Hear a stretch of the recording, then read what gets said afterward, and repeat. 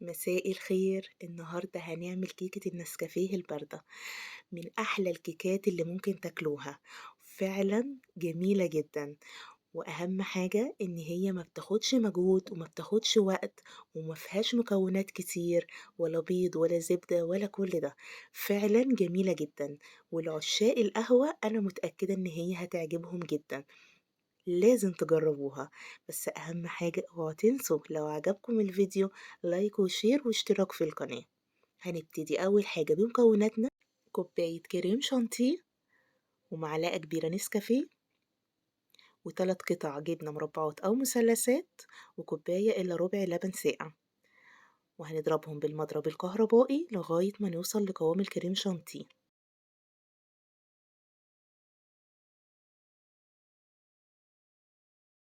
وكده بعد ما وصلنا للقوام الحلو اللي انتوا شايفينه، بقى عندنا أحلى كريمة.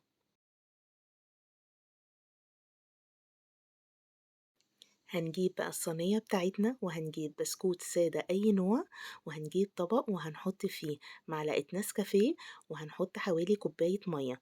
المية كانت سخنة معايا، أنا استنيت لما برد، هي لازم تكون باردة علشان البسكوت ما يدوبش. وهنبتدي بقى هنعمل طبقاتنا، هننزل البسكوت في النسكافيه، وبعد كده هنحط في الصينية.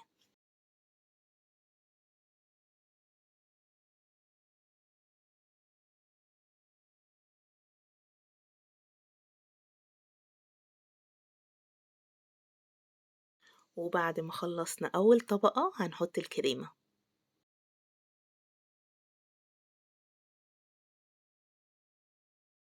وبعد كده هنكرر نفس الخطوات معانا لغاية ما نخلص الكمية.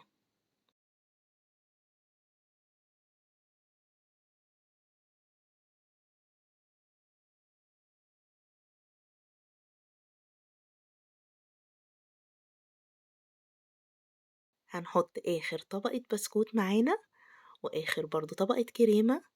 وبعد كده هنيجي على التزيين دوت حسب الرغبة. أنا كان عندي شوية شوكولاتة، رحت سيحتهم وحطيتهم في الكيس علشان أعمل شكل فوق.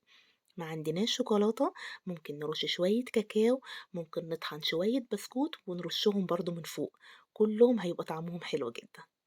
وبعد كده هندخلها التلاجة مش أقل من ساعتين، علشان كلها تاخد من طعم بعض، ويبقى عندنا أحلى كيكة نسكافيه ممكن تاكلوها. وطبعا مفيش أسهل من كده. وكده بعد ما طلعناها من التلاجة يلا بقى نقطعها مع بعض.